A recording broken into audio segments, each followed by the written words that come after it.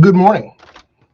It has been a long time from a variety of things with uh, church services, Christmas vacation, and then our family becoming rather ill for some time. Um, I've missed a lot of Mondays. My apologies. We're back again. We have been studying Proverbs and Second Corinthians. Today, if you'd like to mark them off in your Bible as we get prepared here, we're going to be looking at Proverbs chapter 10 and Second Corinthians chapter 11. And to begin with, Proverbs, we're in the section of Proverbs where we've gotten away from certain subject matter where they're thematically, where we talked about the earlier on in chapter 8, chapter 7 of Proverbs. We were talking about the adulteress and the young man, and wisdom is personified as a righteous woman, things like this. We're getting into the more pithy proverbs that we're probably used to hearing, the ones that kind of are just a verse or two. They give up they give us some kind of smattering of meaning, and teaching. Sometimes they'll be connected, maybe one or two or three proverbs together, but often in this section that we're reading right now, there'll be singular proverbs that are that just give us some kind of pithy meaning. In our Second Corinthians reading, we're going to be looking at continue to look at the section where Paul makes his case against the so-called super apostles who have been causing problems in the Corinthian church. So we'll continue that conversation when we get there. I'm going to try to keep the two sections fairly short. I don't want to pull anything on our first day back. And we'll hopefully also, I think it's nice to get a smattering of both the Old Testament and the New Testament every day. So let's begin by looking at Proverbs chapter 10, starting with verse 15.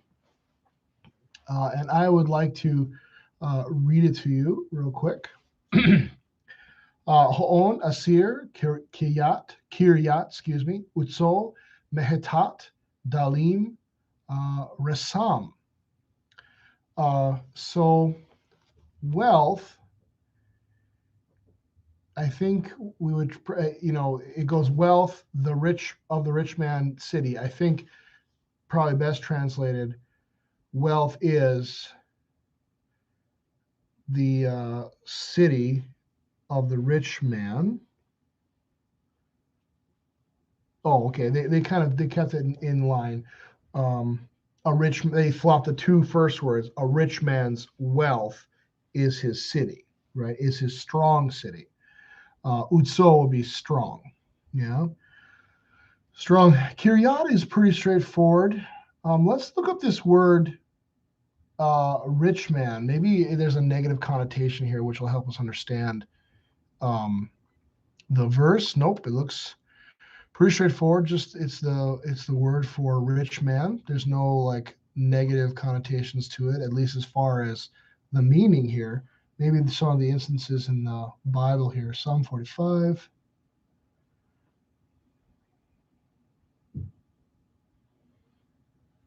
Those who love the rich are many.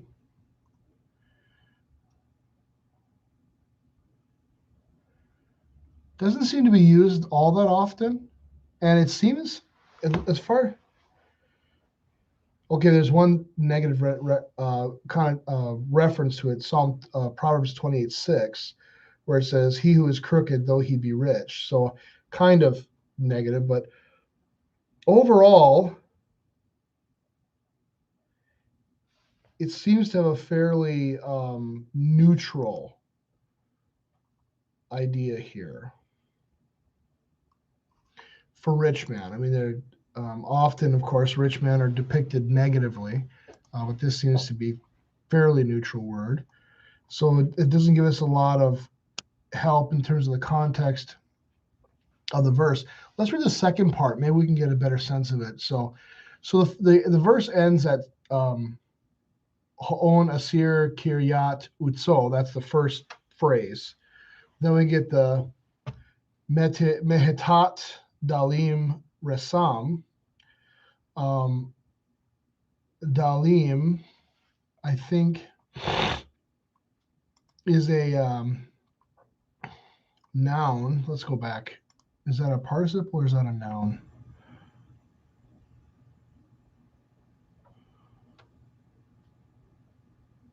Yeah, it's just it's an adjective.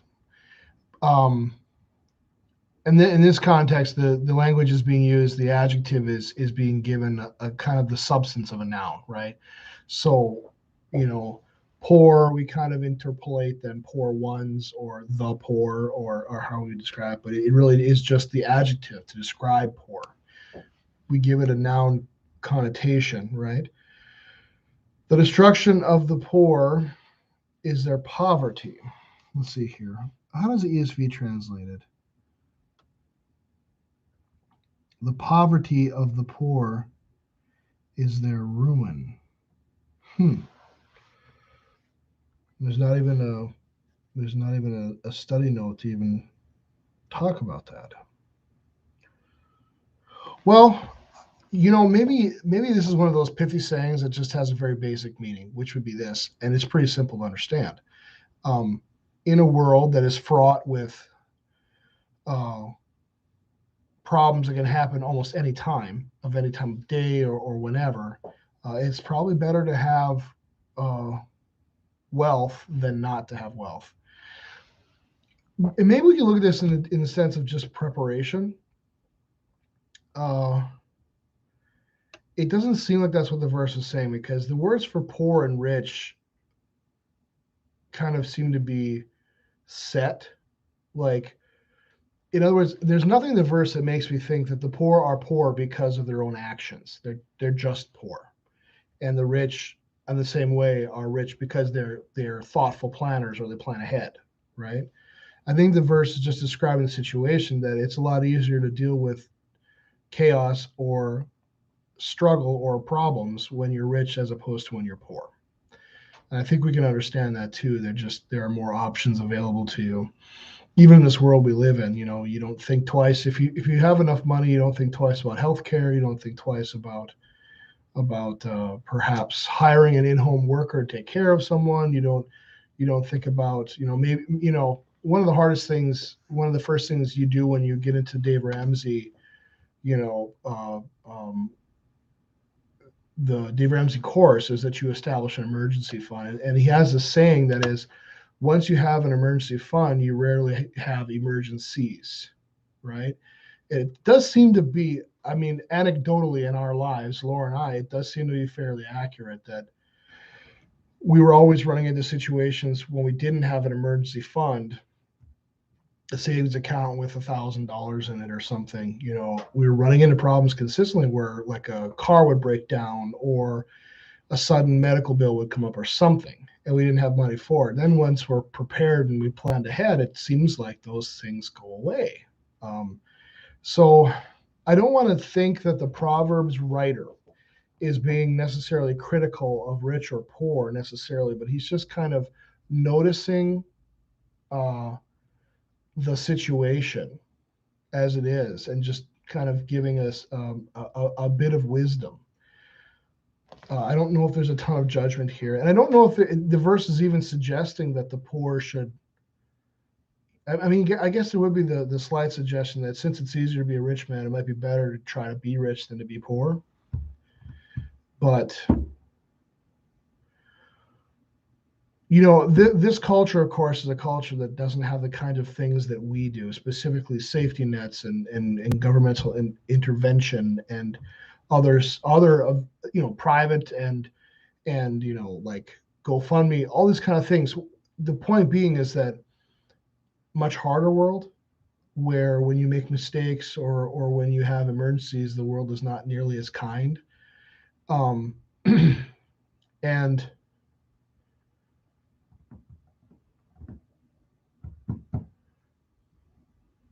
going through a problem would be difficult. Whereas now there's a lot of, the verse is kind of suggesting that being poor is going to be your destruction. And I think in some instances there are people amongst our society who are comfortable being poor or maybe even on the public dole because they're not afraid of what consequences the world might have to offer. And they're dire. They can be. Maybe that is to our detriment, right? Things to drive us to work and to be productive. They're just not there as much as they once were. I don't know.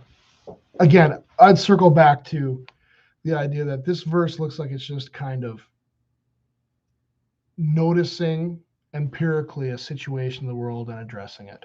I don't know if we need to dive too much deeper than that. Verse 16. Pe'ulat Sadiq.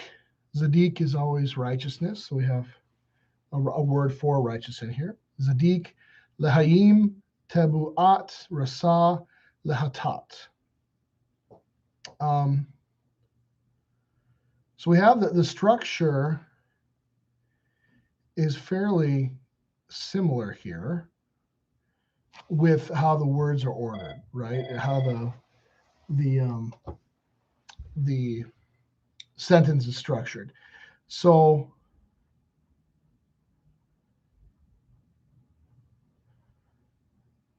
I mean, if I were to translate it, it seems like you just want to go straight forward with the words as they stand, right? Pe'ulat, the labor of the righteous leads to life. Hayim is hayom is word for life. So then we have lehayim, which is just a prefix for the word to. So to life. Let's take a look at. I want to just double check to make sure I've got that right. Oh, it's not using the word. Well, I thought I was using the word living.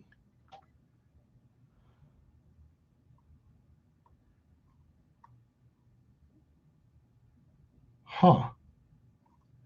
It's a little strange construction here. I'm a little confused. I always understood. Okay, so this is an adjective.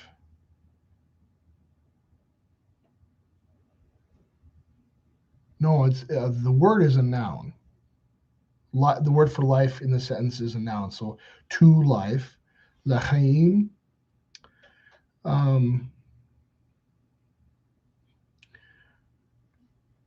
I can't even think about Paul talking to in Second Thessalonians where he says, "Those who will not work should not eat." And again, we go back to the Leviticus and Exodus talking about how the poor are supposed to take care of themselves, and everyone's supposed to remember when they go into the promised land that the land is not theirs, it's God's. It's meant to support not just their families, but all of God's people. So the families that farm that land, they're supposed to leave a margin, around the edges. They're not supposed to glean. They're not supposed to take all the grapes on the vine. They're supposed to kind of leave the ones that are hard to get to. They should kind of give it a very quick once over, take everything that's right there, that's simple to get to, that's easy to get to, leave all the hard. I mean, if you've ever picked raspberries, my grandma had a really big raspberry patch, and it was very easy to understand this idea of gleaning, because raspberries, of course, have thorns. They're not fun to move in and out of, right? But berries will grow up and down the branch. They'll be at the very bottom, they'll be at the top, they'll be all sorts of places. The harder ones, or the ones that are further down the branch, are kind of in the middle, because when raspberries grow together, they become this kind of big bush almost, right? Where it's really easy to get to the ones on the edge. It's easy to get to the ones on the top. But when you want to get to the ones on the interior of the plant, you've got to start moving things aside to get to them, and it hurts, and you get poked, and it's not fun. So the idea would be, if you have a raspberry patch in Israel, you would pick all the ones that are readily available, and God's going to make sure that your crop is a bumper crop. And then The ones that are harder to get to, those are left for the poor, the widows, the orphans, because and so God has this really interesting idea built in where He's going to reward those who are smart, hardworking, who have the necessary, who do it right, who are doing well. They're usually rewarded because their crop is of such a degree that they can only harvest the ones that are readily accessible and still have enough, right? Or maybe better yet, God kind of is clearly, placing the 10 Commandments on all of His people, right? So they should just know from the get-go, it's not right to be selfish with this stuff. We're going to take what we need and leave the rest for God to use to support God's people. But then the widows, the orphans, those people who kind of are living hand to mouth, they go out and they do this gleaning process where they're picking things out of the hard to reach places. The wheat and the barley, they leave the edges, they leave the corners, and they go out and they thresh those for themselves. So there is work involved in taking care of oneself, even when one is poor and destitute. And that's important, because I think that without our work, without some modicum of success, now it isn't that we are perfect, and it isn't that we have perfect days all the time, but I'm sure many of you can identify that when you go through life and it's just a series of failures and no successes, it's very easy to become depressed. Or when your work's taken away from you, like when we went through the pandemic where we weren't able to work like we usually work, it can lead to some very difficult thoughts about oneself. We're built with this desire, like I think it is because of the image of God, to create, to be, in other words, to create is to be successful, right? To create situations, good ones, ones that support our family. We're driven to do these things because it is part of the image of God to be successful, productive, and self-sacrificial, right? We're doing these things not necessarily for us, but for the people that we care for, right? This is the image of God. So we're built to want to do righteous labor, right? In a very simple way, it supports our life with the food that we eat, the things that we need, but in a deeper sense, right? Our labors support our image and vision of who we are. And I know a lot of people will maybe bristle at that, like, well, you're not your work. I agree. You're not your work. You're not your job, but you are your productivity, or how you contribute to the world, whether it is to your family, to the society as a whole, to your community, to your city, to your town. Those things matter. They do, and they can lead to very good feelings as well in terms of self-worth. It's necessary to work, right? So the labor of the righteous leads to life. And perhaps maybe I'm reading it too deep in terms of the idea of work too, because the second part of the verse is the wages of the wicked leads to sin. I think let's see how they translate that. 10:16, the gain of the wicked to sin. That is a strange.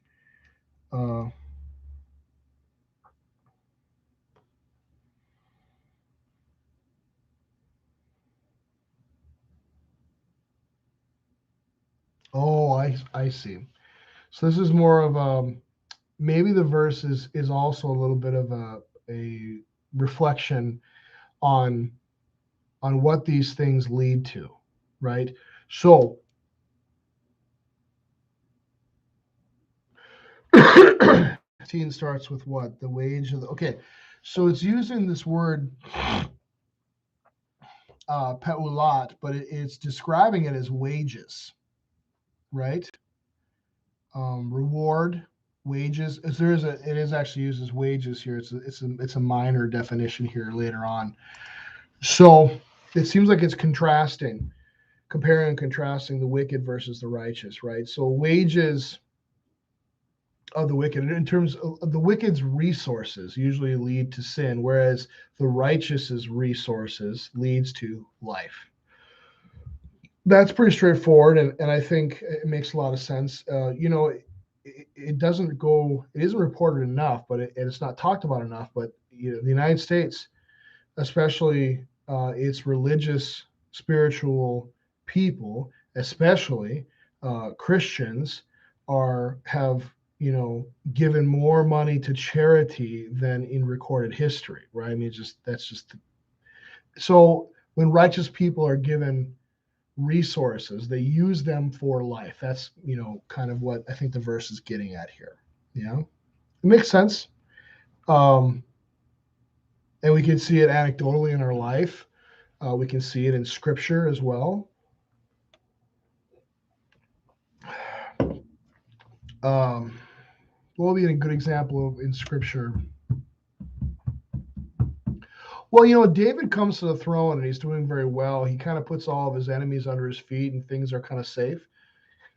And one of the very first things he does is he tells his high priest, why is the Lord sitting in a tent when I'm dwelling in a beautiful palace, right? So his determination, once he's gained the throne and gained kind of everything that he's going to gain, the very first thing he wants to do is build a temple to his Lord. So David's got a good, passionate heart towards the Lord. Solomon, in a similar way, does the same thing, right? Like he's given this wisdom and wealth and knowledge, and he builds the Lord his temple, right? So those would be examples of righteous people doing righteous things with the stuff that God's given them.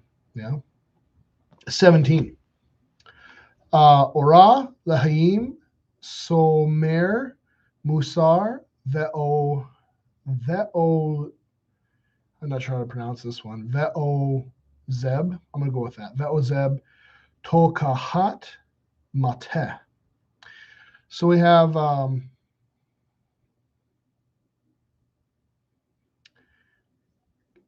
little phrase to mark off the verse, the learning of the verse on verse 17. So ora lehayim, so to life, or so in the way of life. I think this is the word for yara, for way. No, arach, which is a way or path, different than ones we've used before. This is a lesser used word. There's fewer occurrences of it in the scriptures than derek, which is way, path, which we get a lot more. In the way of life, so I think we could kind of like put a comma there, right? In the way of life, he who keeps his instruction, but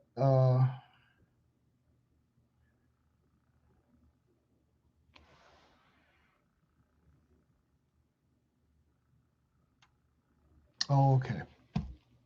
So we've got, again, I was wrong. Excuse me. We're going to backtrack. That little phrase at the beginning, we're going to put back into the context. So it's a verse that has two phrases. So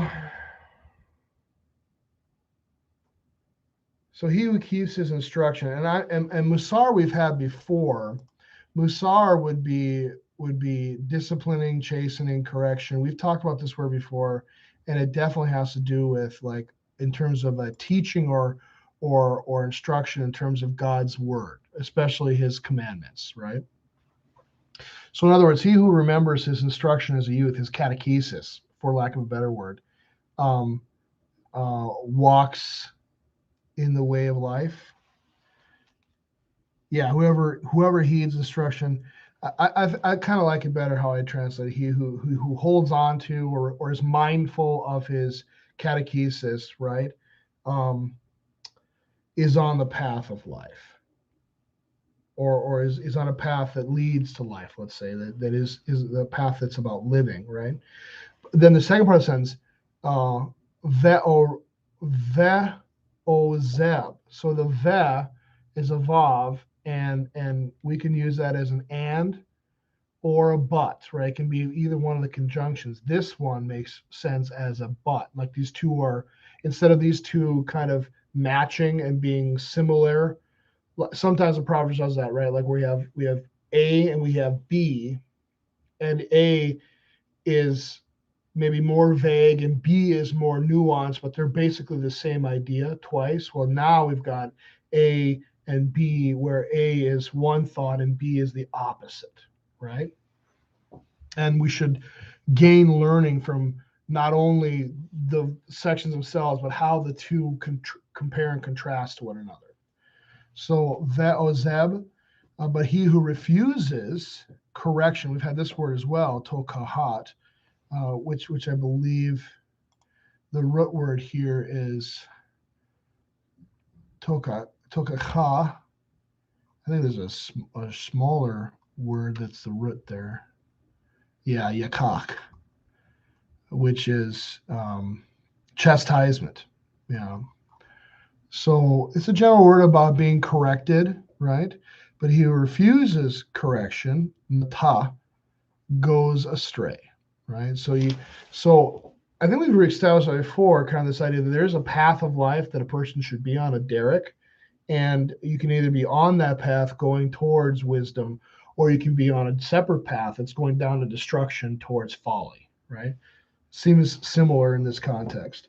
We're going to go through 21, so let's jump on at 18.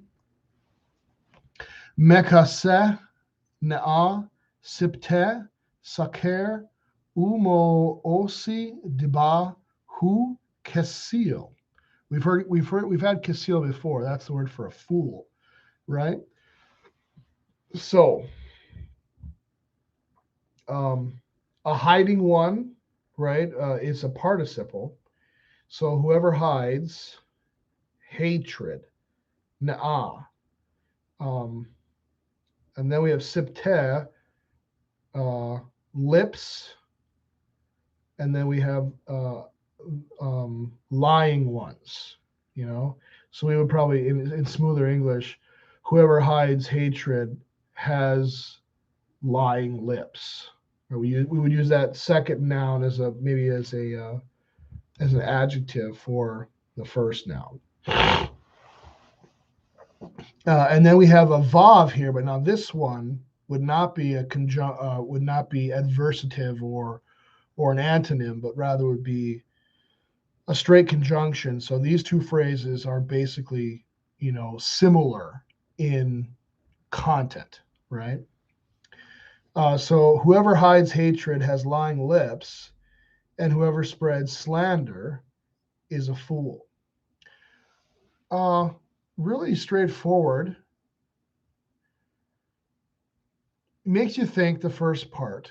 I'm sure that there are occasions or places where perhaps you've hidden hatred, right? I think maybe it would be our Lutheran understanding of like the Fifth Commandment, the Eighth Commandment, and then of course Jesus's commentary on those commandments as well. Whoever hates someone, whoever says he hates someone and calls him a fool is guilty of murdering him. So we would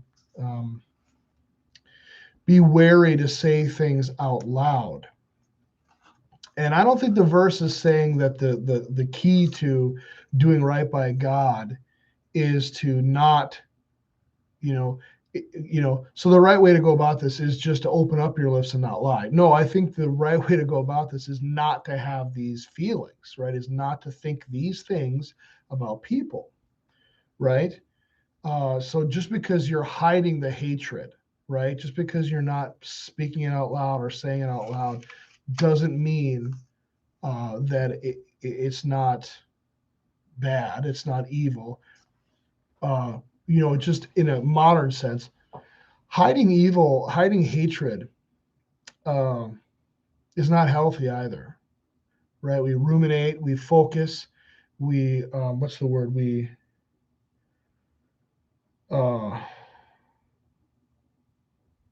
I can't think of it now, where we would just focus on someone to such a degree we kind of blow everything out of proportion, and it's not healthy. I think sometimes this happens in the church a lot, right? We don't feel that it's right to speak our mind honestly. We can really focus on people and really have anger and hatred in our hearts towards someone, but sit next to them in church every single Sunday or whatever the case may be.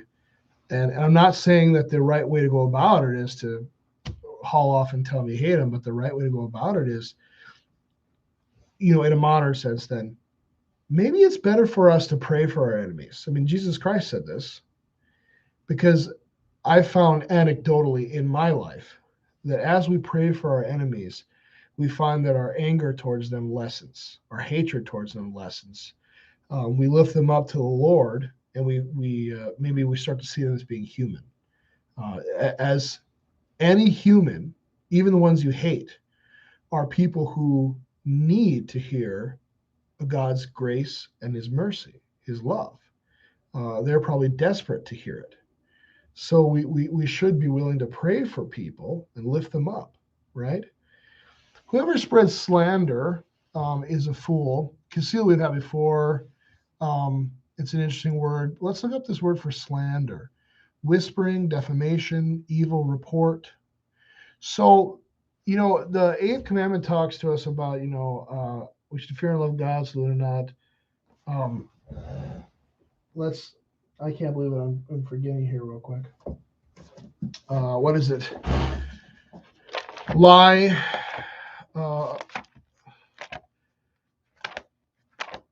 Luther is good in that he gives us different categories that are helpful. I'm forgetting. I'm sorry, I'm forgetting it right now. We should fear and love God so we do not tell lies. Yeah, tell lies about our neighbor, betray him, slander him, or hurt his reputation, but defend him, speak well of him, and explain everything in the kindest way. So it's not just that when slander would be telling lies, right? Slander would be when we're going out and saying things we know not to be true about our neighbor, and we tell them anyway. But there are other ways in which we can hurt our neighbor's reputation and his life, his livelihood, by telling the truth, right? Maybe our neighbor tells us something in confidence that he doesn't want other people to know, right? Something he's been forgiven of by the pastor, forgiven of by God, something that he's dealt with sufficiently. But if it were to get out, it would, ruin his life. And we betray him by letting these things loose, right? So it's not just, telling lies. We can betray him, slander him, tell lies, go out with, telling lies and slander I think are about the same, except that I think slander, we would be purposefully trying to destroy his reputation. Yeah. So our definition here from the Oxford Dictionary would be a false and malicious spoken statement, right? Making a false spoken statement damaging to a person. So in other words, it's not just that we lie, but we're making a statement intentionally to destroy someone's character. It's a nuanced meaning. It's not much different than lying, but there is some difference. And then we have the last little bit here, or hurt his reputation. I think a great example of this in the modern era, hurt his reputation, is like Yelp reviews, right? We can go on somewhere and take 10 minutes, write a scathing review of a business, and it doesn't matter how many positive reviews that person gets. That one terrible negative review is going to destroy his business or her business, right? So we should do our best to, perhaps we might go to that person. Like maybe we go to a restaurant, we have terrible food.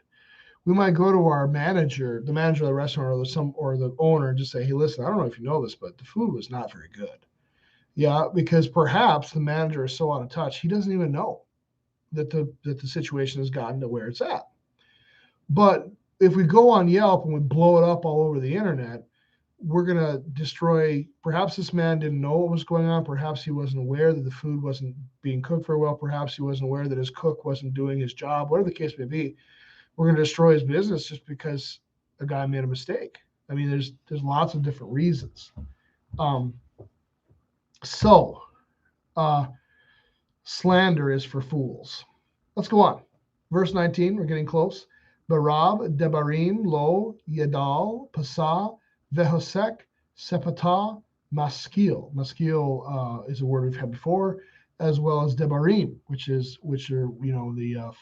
the plural noun of words, right? Debar is word, debarim would be words, right? Lo we've had before, that's not, it's a negative particle, right? So debarim's so in the multitude of words, not is lacking sin.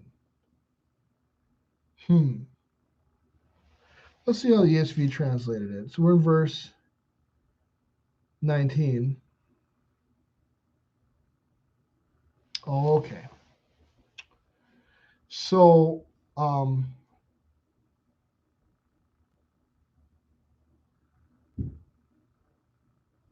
when there is like a multitude of words, right? That's kind of what it's getting at.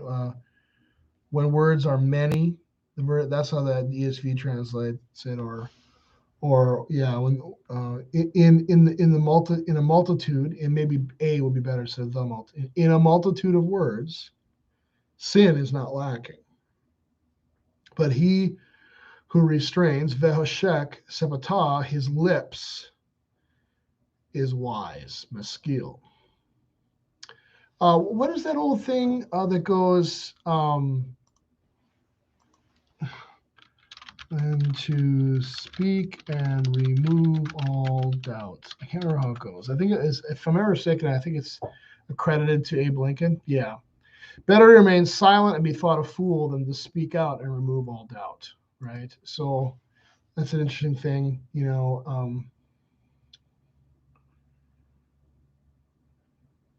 I think we can maybe see this anecdotally in our lives, right? Salesmen, and that's rude. I'm sorry.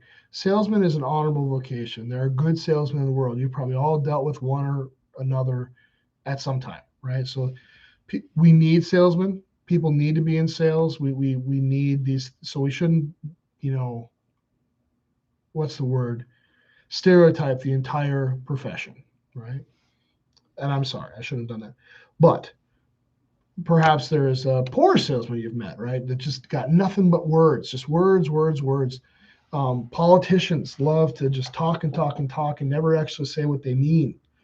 That happens a lot. It always seems to happen where like either a debate or a press person is giving the politician a question, and that they kind of like work around the question when they never actually answer the question.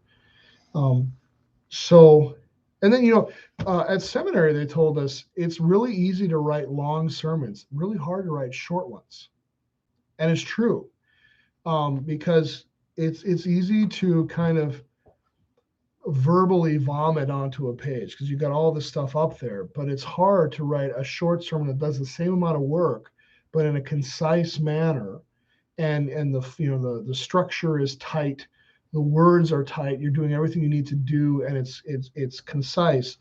That takes a lot more effort than just kind of, Sometimes I feel like that's what I do here in Bible study. When we're together online, it's just nonstop me blabbing on and on and on. And but I think we can understand that. When in other words, when someone is constantly talking all the time, we can see that sometimes the words that they're speaking are to cover up either a lacking or sin. Who knows? The one who restrains his lips is wise. Still waters run deep, right? When we see someone who is quiet, not to brag, but I'm going to brag a little bit. I've talked to some people about my grandfather, and they said that's how he was. At like voters meetings and council meetings and stuff like that. I think in that time they didn't have like council meetings. I think it was just voters meetings. They had them like once a quarter or something.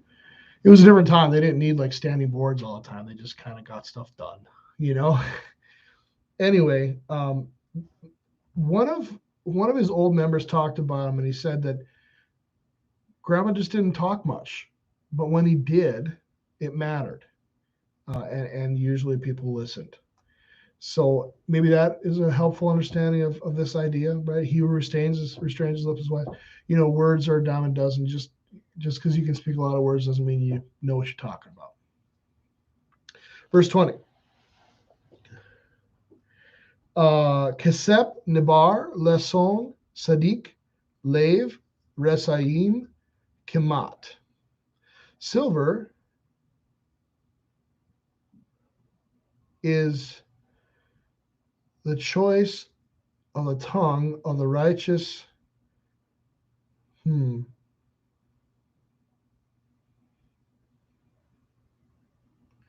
heart of the wicked is worth little. I think the separation of the phrases is after Zadik, righteous. Let me check here what the ESV is translated here. 20. The tongue of the righteous is choice silver. The heart of the wicked is of little worth. Okay. So we have choice silver. Choice silver is the tongue of the righteous. Would be very roughly how it actually is on the page, right? So you have kesef, which is silver, nibar, which is choice, and then tongue of the righteous. So maybe we could say like choice silver is the tongue of the righteous. That makes sense. And then breath or phrase. There should be a vav here, but there isn't. It's just lave. But it would be a kind of a conjunctive or a opposite idea. There's a conjunction there, and then these things are opposite of each other. The heart of the wicked is worth little. Oftentimes in the Proverbs, the tongue is given very little value. It's looked down upon. It's something that, who is it that talks about it? I think it's James who talks, in the Gospel or the Epistle of James, he talks about the tongue being a vile problem, right? Let's see here. Let me see if I can find it. Okay, so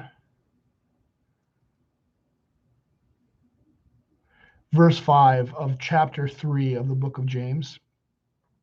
So also the tongue is a small member, yet it boasts of great things. How great a forest is set ablaze by such a small fire.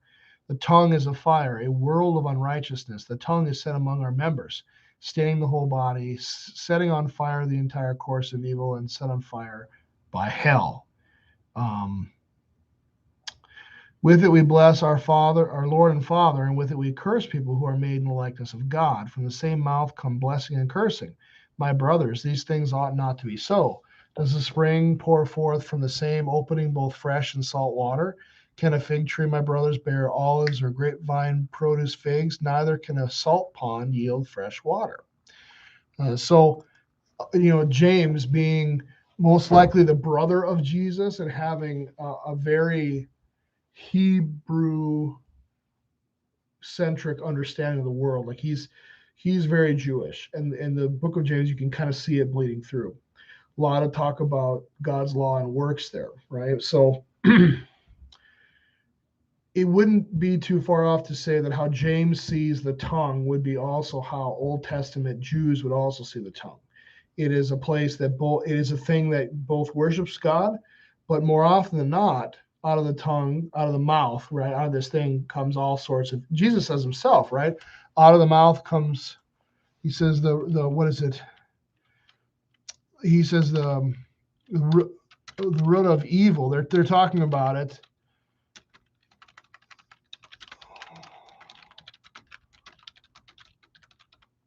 Because they're talking about unclean and clean things, right?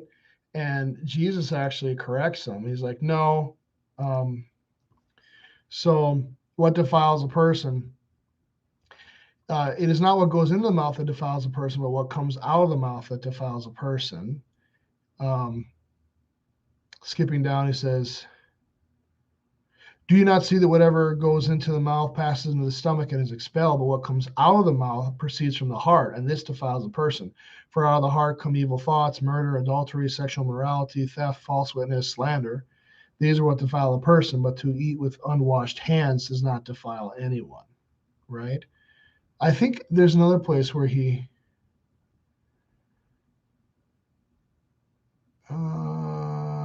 I think there's even a more scathing place where he talks about the tongue than this, right?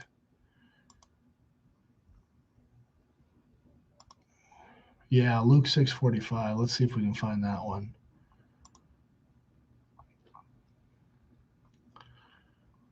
Eightfold chapter. Start with yeah.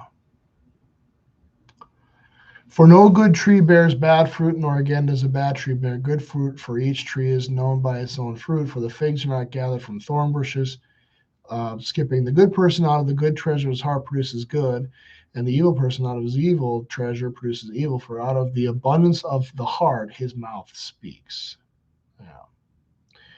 So, I think the reality of the fact that worship and slander both come out of the same mouth is a troubling one for Jewish people. It should, the idea of simul justus et peccator is a confounding one for Jewish people.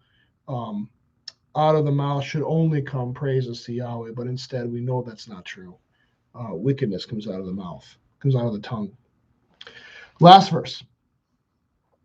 Sipteh Sadiq Yeru Rabim Ve'evilim Bahasar Leb Yamutu. Sorry. The lips, Zadik, right, of the righteous, feed many. And then we have a conjunction, Vav, so Ve'evelim, but fools, for lack of wisdom, die. So it almost seems like a fool, right, with no wisdom dies because they can't support themselves.